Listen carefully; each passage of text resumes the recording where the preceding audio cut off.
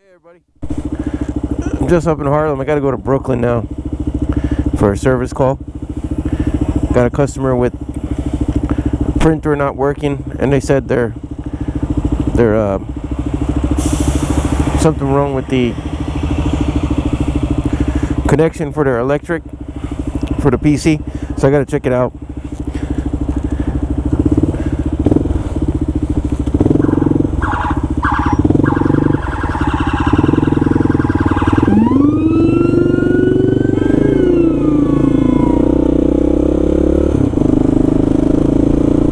Well, that gave me a little bit of an edge to get in the road. Oh, hey, everybody's gonna be happy and proud of me. I'm wearing gloves today. I actually have to wear gloves because it's so cold right now. It's like 28 degrees, and I finally broke down, started wearing gloves. I just got so happy with my heated grips. I just love it. But you know what I'm wearing? I'm wearing a pair of Icon gloves that are kind of thin leather gloves. I like them because the heat in my heated grips goes through into my hands, so it's nice. Sorry for sniffling. I hate when I do that in my videos, but it's so cold, you have no choice. So there's been so much talk about the new KLR. It's like a lot of chitter chat. Even my dad doesn't even like Enduros. He's a big Norton guy. Loves Nortons. He just finished rebuilding a Norton, a '67 Norton, and he's a cafe racer guy. You know, like when you could pull up to him on a brand new KTM adventure bike, and he'd be like, "Oh, it's all right. It's doesn't pique his interest." But he even messaged me and said, "Hey, I heard about the new KLR," and I was like, "Wow, if he heard about it, man, everybody must be hearing about the new KLR." And I don't use my KLR for off-road. It's mostly for street driving. In California, I had a Gen 1 KLR that I used to use to commute up to Santa Barbara from Calabasas, and that was hard though, because you know I ran dual sport tires because there was actually some cool stuff to ride up in Santa Barbara. There's some crazy stuff up there that would knock you like right off a cliff. There's stuff in San Luis Obispo, that insane stuff, you know, that I've never ridden on before in the East Coast, and that stuff was gnarly. Definitely highly technical. You got to be a good rider out in California for the off-road stuff, and a KLR is definitely heavy. But I ran dual sport tires for my Gen 1, and they were kind of knobby, and it was really annoying driving up on the 101 freeway 60 miles each way. I did it. I loaded up a lot of miles, and I had a BMW F800 GS, completely destroyed it. Like, as soon as I moved back out east, the GS lasted probably 6 months in New York before rims were bent from the potholes. I took it to BMW, and it was still under warranty, and they said, "Oh no, that's the conditions of the rotors. That's your fault." And I was like, "Wow, this is supposed to be an adventure bike." So I was not impressed with their rims. They were saying that most of the riders changed their rims to XL rims, but you know, it's not a cheap proposition to get rims laced up on a GS. I mean, you could do it yourself for a week while watching TV at night. I've laced rims, but that's not fun. I got better things to do.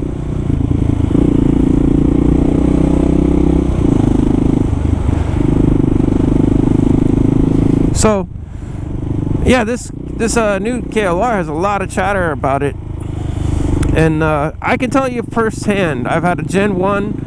This is a 2018. I bought it the very year. I asked them. It was funny, when I bought this bike in Florida, I asked them if the KLR was going to be discontinued, and they said they weren't sure. But those guys freaking knew.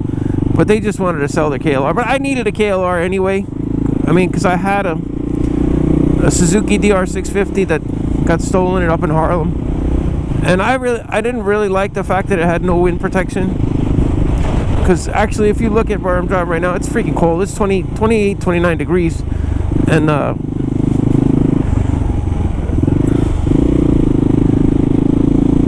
you know, you can see like the wind protection. Look at the wind protection on this bike. It's good. You know, I mean, this protects you. The hand guards, everything. Well, you can do that on a DR. A Suzuki, you put nice hand guards. I had heated grips and all that. But definitely when you got on the freeway, you had nothing to protect you. You could really feel the wind pulling at your chest on a Suzuki. And I have a Honda XR 650, and you feel the same thing. So, yeah, I like the features of the new KLR. Oh boy. Oh, that was good that I got through there before that bus jammed me in. Well, anyway, yeah, the new KLR has anti-lock brakes, which would be nothing but helpful in New York.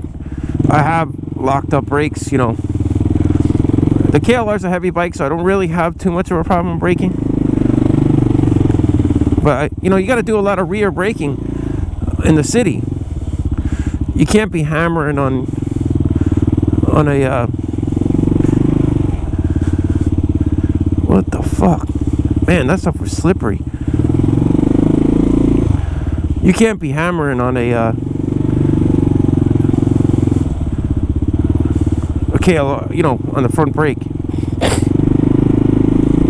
You'll have problems. Wow, that was some nasty stuff. If somebody on a bike tries to stop on that, they're gonna lay it down. This is nasty stuff in the road. It's like salt, and that was some kind of mushy stuff that they dug up, like oily. Man, I slipped a little bit on it. Well, anyway, that's the stuff you gotta watch out for on a bike. I gotta hope that stuff is not on my tires still. Yeah, the KLR is a meaty bike, you know, so you know, when you rear brake, you get a little bit of that grab, but on a lighter bike like the Honda XR 650, if you lock up your rear brake, you just slide. I mean, there's all the weight shifts to the front, and if you really have to make an emergency stop, you got to do both brakes, which suck, because if you lose that front wheel because you don't have anti-lock brakes, you don't lay the bike down. Which it's only happened to me twice in New York in the past 15 years. It's only happened to me twice. And one time it was a taxi that cut me off, and I had to do an emergency stop, and it was, you know, it was quite scary. And I laid the bike down because he cut me off really bad. And I was turning my wheel because I had to turn to avoid him, and then I had to do heavy braking because he continued to cut me off. Like he saw me. He definitely saw me. There's no way he didn't see me, and he just kept coming into my lane, and then kept coming when I tried to avoid him, which is the worst case scenario for you, because if you know, on a motorcycle, you can do a lot of avoiding that a car can't do. The first 3 seconds, like my uncle used to say, you got the advantage of the first 3 seconds on a motorcycle, which is true. Like in a car, if you see something coming at you and you're in the middle of the city, there's not a lot of places you can go. You can't squeeze yourself. Like I could squeeze myself right here between this bus and this car. And in an emergency situation, if something's coming at you, you got that reaction time. And this would happen on me, 3rd Avenue.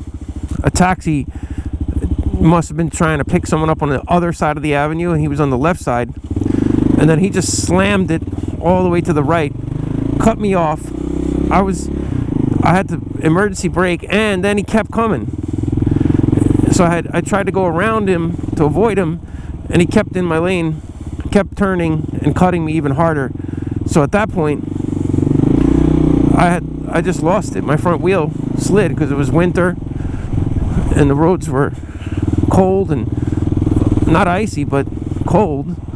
Braking on the cold roads will be a little bit less. So I lost the front wheel, laid the bike down, it slid, and then it slid into a curb and smashed the gas tank, so I had to replace the gas tank.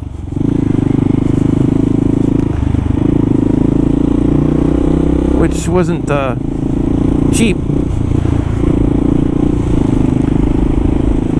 So yeah, anti-lock brake, who knows, would it have saved me? I don't know. It's hard to say. I had anti-lock on the F800. It was not switchable, and it was kind of weird, like in rough roads, like if you had a road with a lot of potholes and a lot of like this, when you hit on the brakes, it actually would bounce and skid like a little bit. It'd get on-off skid, like it was strange. It didn't feel right. It didn't give me confidence.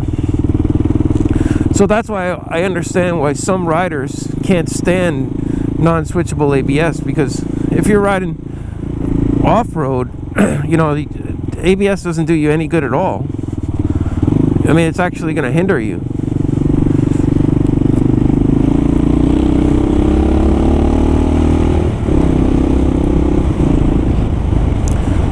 So that's where it stands with ABS. Now, as far as the fuel injection, I can't imagine that being a con. That's got to be a pro. I mean, because I have carbureted on this bike, and it's finicky, you know. Cold days, like, bike runs, you got to choke it and get it running, the enricher, get it running for a little bit on that, warm it up, and then it's fine.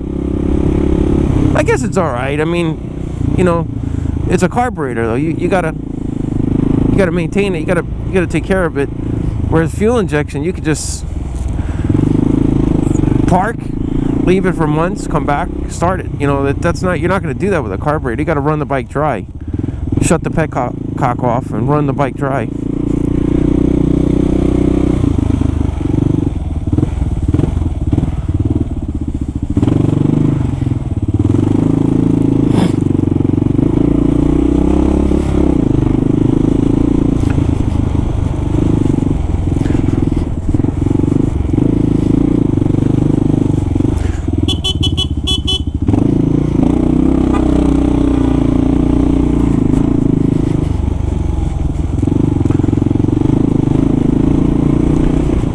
That wasn't very nice, coming all the way from the left lane, turn right. That's why I let the guy know, hey, listen, I'm coming through, man. I'm not going to wait for you. You want to come from the middle lane to turn right.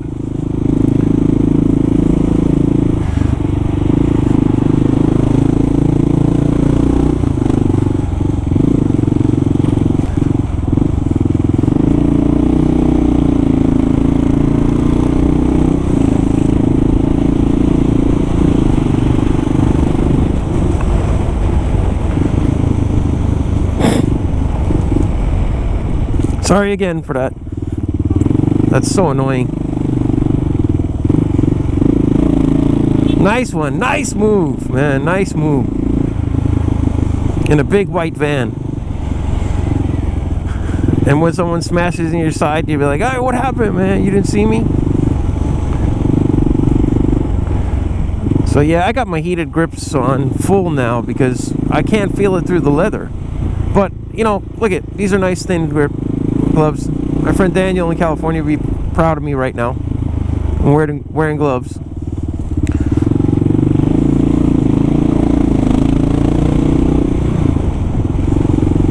So they said they got a thicker brake disc on the rear.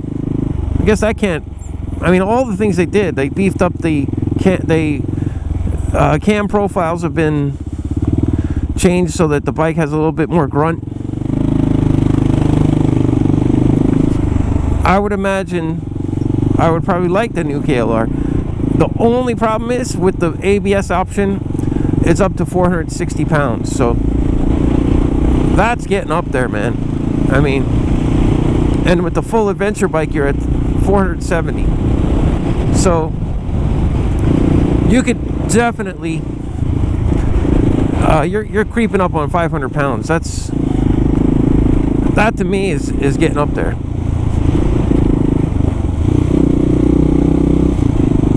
I would definitely not like to have my KLR being that heavy. I'm already annoyed at 440 pounds.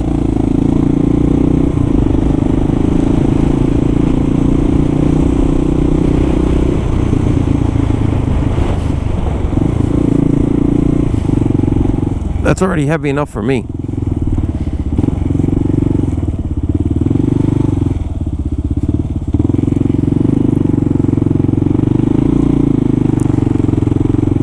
For me, I like something 375 pounds even. 440 is up there, man. That's up there for a bike. That's heavy. If you try to manipulate this bike, you know, if you, let's say you're on the dirt, you got to pick it up 4 or 5 times. At the 5th time, you're totally exhausted. You're lifting 400 pounds. Well, not really, because it's leveraged off the tires on the ground, leaning on the ground. So maybe you're lifting 300, 250. But I have lifted this bike off the ground. One time I had parked it on a curb because there were no spots available, and it was in the middle of winter, and I parked on a curb next to a mail truck, and then the front wheel like got wedged in the curb, between the curb and the truck, and the bike fell over. And man, I had, you know, I literally had to lift the bike. People came up trying to help me because they felt sorry, and I was like, no man, I'm good. And then some dude finally came up, and I said, all right, yeah, if you really want to help me, because we had to lift the whole weight of the bike to lift it up back onto the curb. So I'd drag it a little bit and then put it on the curb. But that's not fun on the KLR. Now I had a DRZ 400. That was nice. And the XR 650L is fine for picking up. But this bike is quite heavy. When you're driving it, you don't even notice it. It's not too bad when you're actually rolling down the road.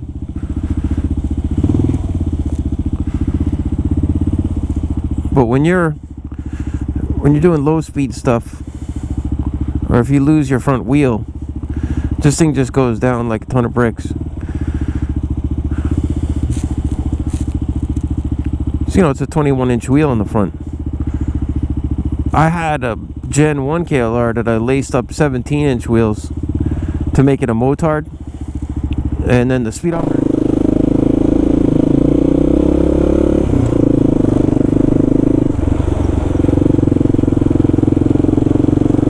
Hey guys, everybody, I was doing my video and then the battery died, and I was telling you guys I was going through, so I didn't want to let you down. Here's Prospect Park, Grand Army Plaza. It's a cool looking arch. It's a beautiful arch. If you guys ever get a chance to come over here, that's what I was gonna just quickly video for you guys, and then I'll go by the park here.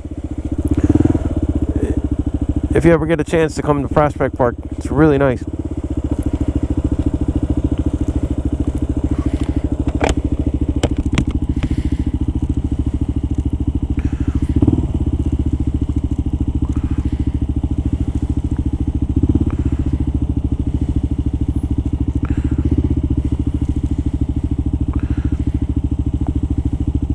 Yeah, this arch is like really pretty. It's like sort of like that park in Manhattan, Washington Square Park. That's a pretty park downtown, 5th Avenue, like 19th Street, I think, somewhere down there. I always get confused, but this is a nice park in Brooklyn, one of the best. And then right down Ocean Parkway, right here to the left, is the Brooklyn Botanical Gardens. That's beautiful in the summertime. Obviously nothing to see, not much to see in the winter. It's a pretty place to walk around, but there's not much to see. So I usually come, this is Flatbush Avenue over here.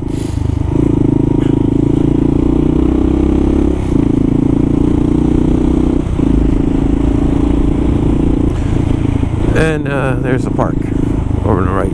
Not much to see at night, but you know, I'll post this video, just call it Prospect Park, Brooklyn. Just so you guys can see it, because I know I promised in my video, and then all of a sudden it died on me. And I was like, oh man, I told everybody I was going to Prospect Park. This is a big park. Not as big as Central Park, but it's quite large. Great park for jogging or just strolling around. And oh, another thing about this park, parking is very good.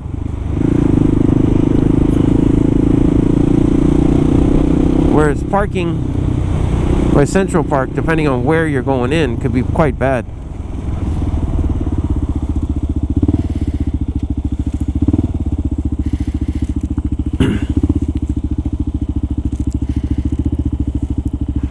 Yeah, that's one of the entrances over here too. Park's closed at night. I mean, most parks are. Central Park is too big to close off like the way they close this park off. You know that you can still go through Central Park even at night. It's a little strange because there's not a lot of people around. During the day there's tons of people.